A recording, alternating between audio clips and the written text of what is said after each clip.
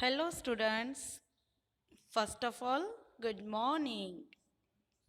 કેમ છો બધા? હું ઝાલા રીતિબા શ્રી RH કોટક પ્રાઇમરી સ્કૂલમાંથી આપનું હાર્દિક સ્વાગત કરું છું. સામાજિક વિજ્ઞાન ધોરણ 8 તેનો પાઠ 4 વેપારી શાસકો કેવી રીતે બન્યા. આજે આ પાઠનો ભાગ 2 આપણે ભણવાનો છે. અગાઉના લેક્ચરમાં મેં તમને કહ્યું હતું કે અંગ્રેજો છે તે વેપાર કરવા માટે આપણા ભારતમાં આવ્યા હતા, પરંતુ તે શાસક તરીકે કઈ રીતે બેઠા એમાં સૌ પ્રથમ વેલેસ્લીની વિસ્તાર યોજના, જે સહાયકારી યોજનાના નામે ઓળખાય છે, 7 વર્ષની અંદર તેણે અંગ્રેજ સત્તાને સર્વોપરી બનાવી દીધી. આ સહાયકારી યોજના દ્વારા સહાયકારી યોજના સ્વીકારનાર દેશી રાજ્યોને પોતાના રાજ્યમાં અંગ્રેજ લશ્કર રાખવું પડતું, તેનો ખર્ચ ઉપાડવો પડતો, છતાં પણ તે લશ્કરનો ઉપયોગ તે કરી શકતા નહીં.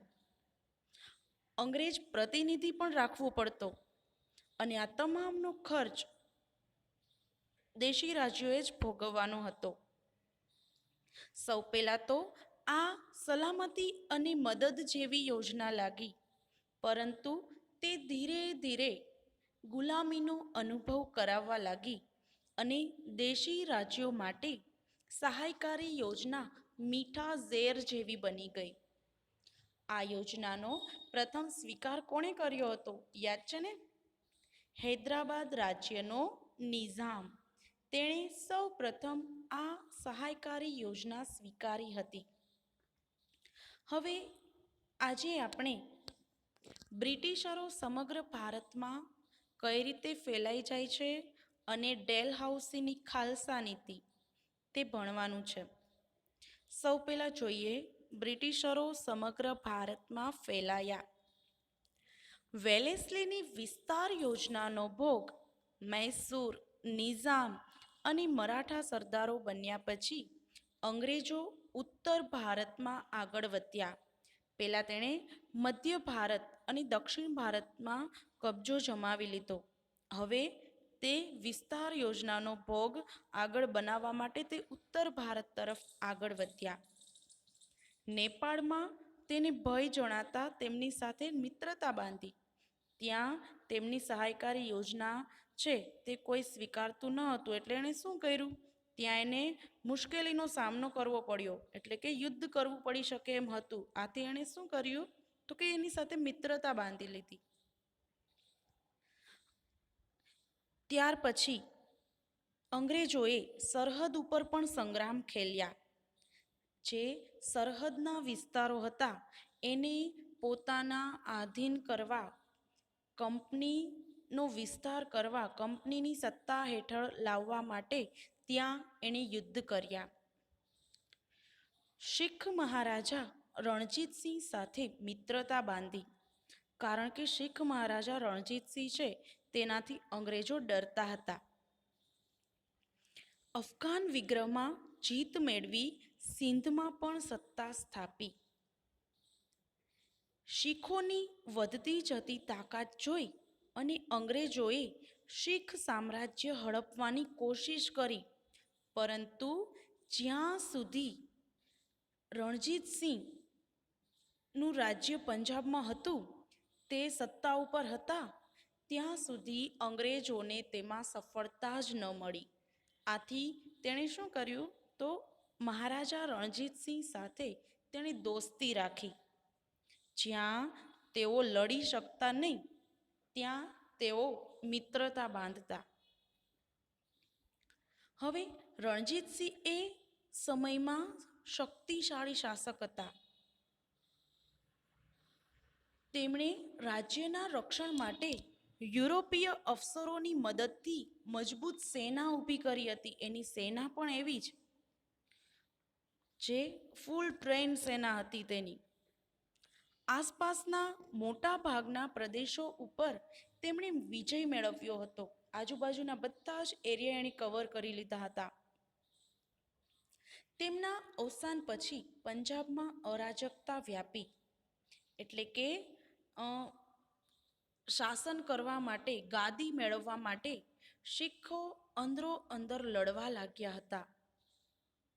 એટલે રણજીતસિંહ જીવ્યા ત્યાં સુધી તો અંગ્રેજો એમાં માથું મારવાની હિંમત કરી શક્યા ન હતા. પરંતુ હવે રણજીતસિંહના મૃત્યુ પછી અંગ્રેજને તક મળી. હાર્ડિજ ગવર્નર જનરલ તરીકે ત્યારે ભારતમાં આવ્યા અને તેણે શીખ સામ્રાજ્ય અને ભેદભાવની નીતિથી અંગ્રેજ શાસન નીચે પંજાબને લાવી દીધું. હવે અંગ્રેજોએ, તમને વિચાર આવે ને વિદ્યાર્થીઓ, કે અંગ્રેજોએ સૌપ્રથમ બંગાળામાં જ કેમ સત્તા સ્થાપી હશે? તો બંગાળા છે એ તે સમયનું સૌથી મોટો પ્રાંત ગણાતો. તેની અંદર બંગાળા ઉપરાંત બિહાર ને ઓરિસ્સા પણ એમાં ભેગું જ હતું. તો અંગ્રેજો માટે બંગાળાનો વહીવટ કરવો ખૂબ મુશ્કેલ હતો. આથી એણે બંગાળાના પછી એ સમય જતાં ભાગલા પાડે છે. પૂર્વ બંગાળ અને પશ્ચિમ બંગાળ એવા બે ભાગ કરી નાખે છે કે જેથી તેને એમાં રાજ્ય કરવું સરળ બને. અંગ્રેજોનું સૈન્ય બળ નાનું હતું, છતાં પણ તે સમગ્ર ભારતમાં સત્તા સ્થાપી શક્યા હતા. કારણ કે તેણે અમુક લાલચ આપી અને જે રાજાના નીચેના જે વડાઓ હોય તેને પોતાની સાથે લઈ લીધા હતા. જેમ કે આપણે પાઠ 1માં પણ જોઈ ગયા હતા કે સિરાજ ઉદ દૌલા છે, એના જે સેનાપતિ હતો મીર જાફર, એને ગાદીની લાલચ આપી એને પોતાની તરફ કરી લીધો હતો, જેથી મીર જાફર છે તે સિરાજ ઉદ દૌલાને મારવામાં અંગ્રેજોની મદદ કરે છે.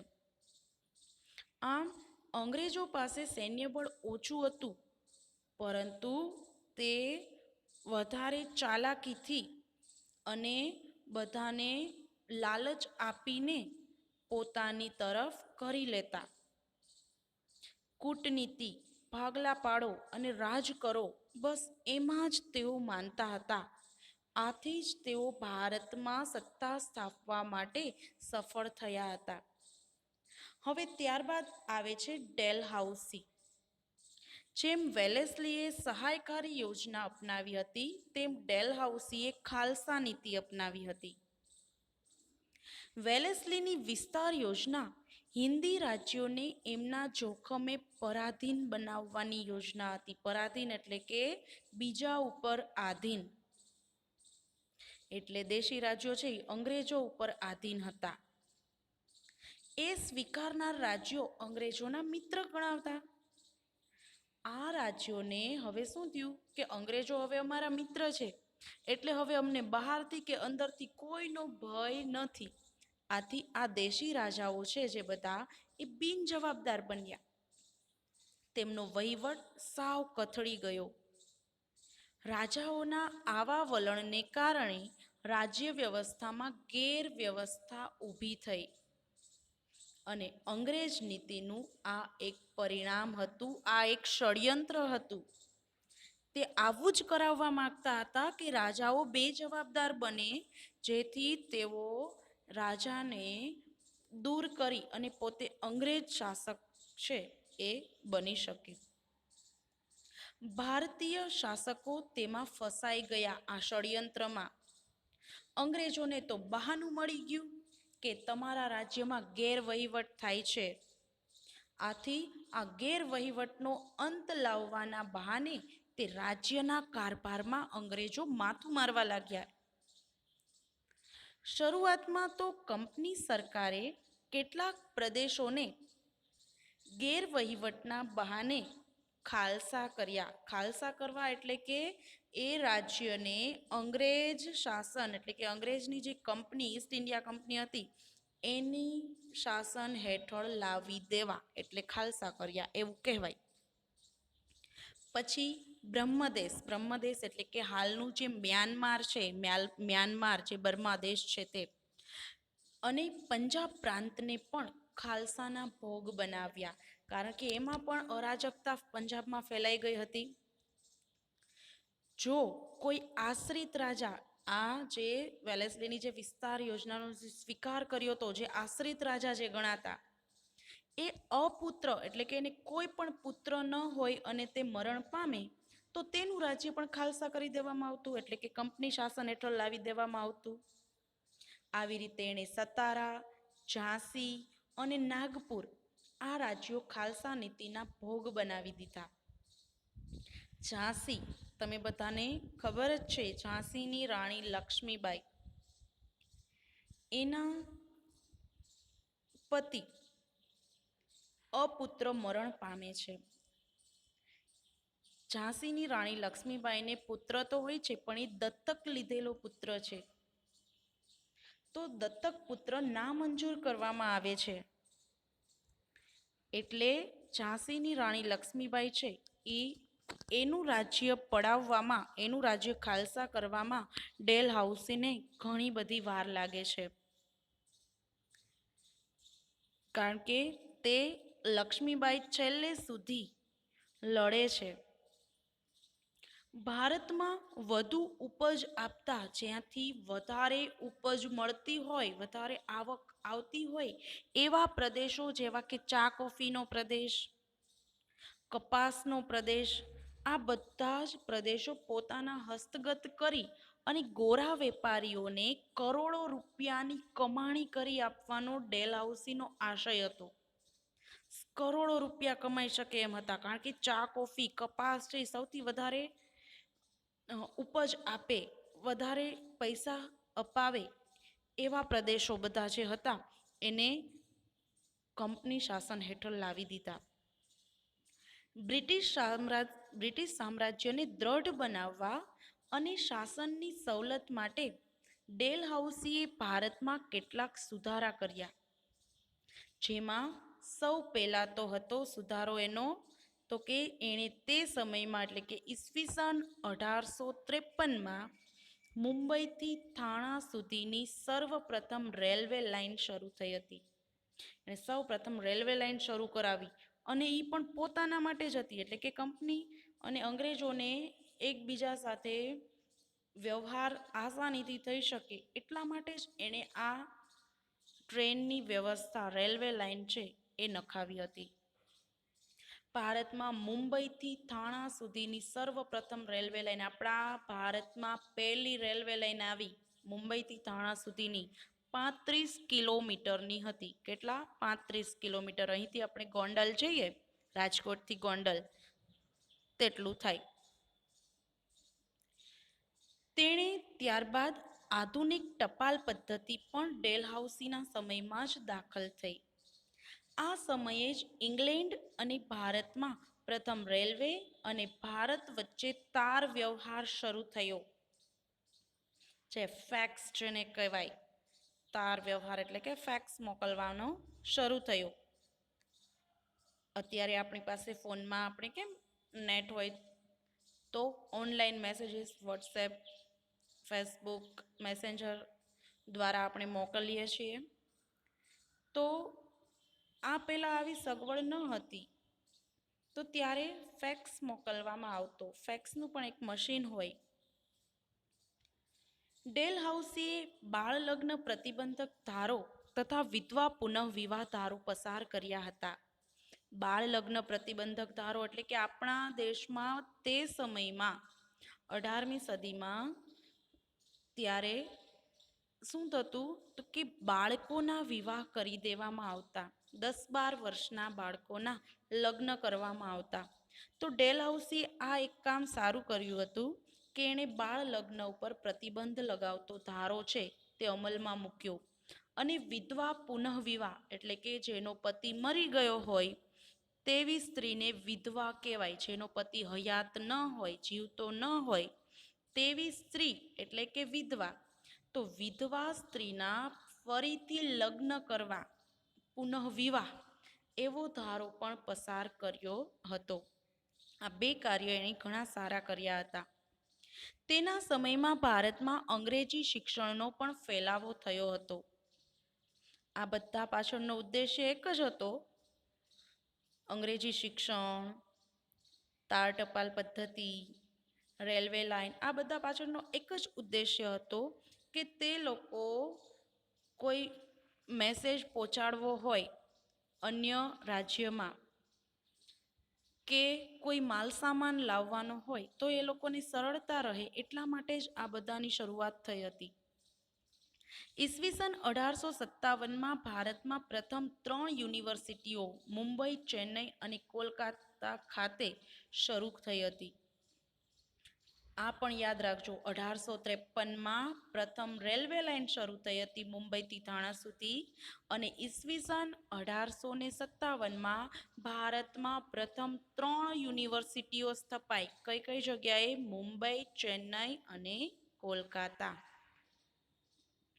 આમ આ સુધારાના મૂળ તો અંગ્રેજ શાસનના વિસ્તાર અને વહીવટની સરળતા માટે જ હતા, જેનો ભારતીય પ્રજાને પાછળથી ફાયદો થયો. પરંતુ આ માટે પ્રજાએ ઘણું બધું ભોગવવું પણ પડ્યું છે. હવે ત્યારબાદ જોઈએ ભારેલો અગ્નિ, એટલે કે પ્રજાનો અસંતોષ. હવે પ્રજામાં પણ અસંતોષ જાગે ને. સહાયકારી યોજના પછી ડેલહાઉસીના ખાલસાવાદે આખા દેશમાં ખળભળાટ મચાવી દીધો. પ્રજાનો અંગ્રેજ શાસન સામેનો અસંતોષ હવે બહાર આવવા લાગ્યો હતો. તમે લોકોએ ક્રાંતિ અને મંગલ પાંડે મૂવી જોઈ હશે. ન જોઈ હોય તો અચૂકથી જોઈ લેજો, તેમાં તમને ઘણું જાણવા મળશે. આપણા દેશમાં સૌ પ્રથમ સંગ્રામ થયો હતો ઈસવીસન 1857માં. એનો સૌ પ્રથમ શહીદ મંગલ પાંડે હતો. તમે આ મૂવી જોશો એટલે તમને ઘણું બધું એમાંથી જાણવા મળશે. આ સમયે લોકો ઉપર અંગ્રેજોની દમન નીતિનો કોરડો વીંઝાતો હતો. દમન નીતિ એટલે કે એની ઉપર જે અંગ્રેજો છે તે દમન ગુજારતા હતા, જે ત્રાસ આપતા હતા. તેમાં ડેલહાઉસીએ કરેલા સુધારાના લીધે તો પાછું બળતામાં ઘી હોમાયું. કારણ કે ત્યારે આપણા દેશમાં ઘણા રૂઢિચુસ્ત લોકો પણ રહેતા હતા. એણે જે સુધારા કર્યા છે, એણે બાળ લગ્ન છે તે બંધ કરાવ્યા અને વિધવા પુનઃવિવાહ. તો ત્યારના આપણા દેશના રૂઢિચુસ્ત લોકોને તો આ વસ્તુ નથી જ ગમવાની ને. તો આ રૂઢિવાદીઓને તો ખૂબ જ ત્યારે અસંતોષ જાગ્યો. રેલવે, તાર, ટપાલની સુવિધા, ઉચ્ચ શિક્ષણની વ્યવસ્થા ઘણા લોકોને ખૂંચવા લાગી હતી. જૂની વિચારધારાને માનતા લોકોને એવું લાગ્યું કે અંગ્રેજો તો આપણી ભારતીય સંસ્કૃતિનો નાશ કરવા માંગે છે. આ તો એ લોકોથી જરાય માની શકાય એવું હતું જ નહીં. અંગ્રેજોએ કરેલા સુધારા આમ તો તેમના વહીવટની સુગમતા માટે જ કર્યા હતા, એની વહીવટની જે સરળતા માટે જ કર્યા હતા. ભારતીય પ્રજાને તેનાથી લાભ પણ થયો હતો, પણ તે માટે તેને ઘણી કિંમત પણ ચૂકવવી પડી. લોકોમાં અસંતોષની આગ હવે અગનજ્વાળાઓ ભડકાનું સ્વરૂપ ધારણ કરવા લાગી હતી અને આ અસંતોષ એટલે જ ઈસવીસન 1857નો સ્વાતંત્ર્ય સંગ્રામ. આપણે આ સેમેસ્ટરનો છેલ્લો પાઠ એ જ છે ઈસવીસન 1857નો સ્વાતંત્ર્ય સંગ્રામ. એના ઉદ્ભવવાના કારણો, એમાં કયા કયા લોકો જોડાયા હતા, તેનું તાત્કાલિક કારણ શું હતું, તેમાં કેટલા શહીદ થઈ ગયા, આ બધું જ એ પાઠમાં ભણવાની ખૂબ મજા પડશે.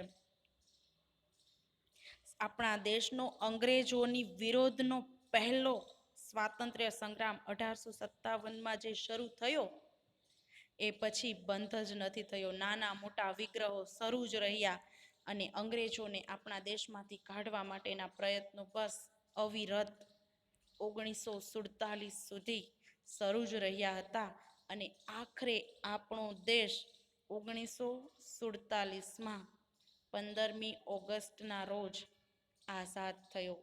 અંગ્રેજોની ગુલામીમાંથી આપણે લોકો એક આઝાદ ભારતમાં જીવીએ છીએ.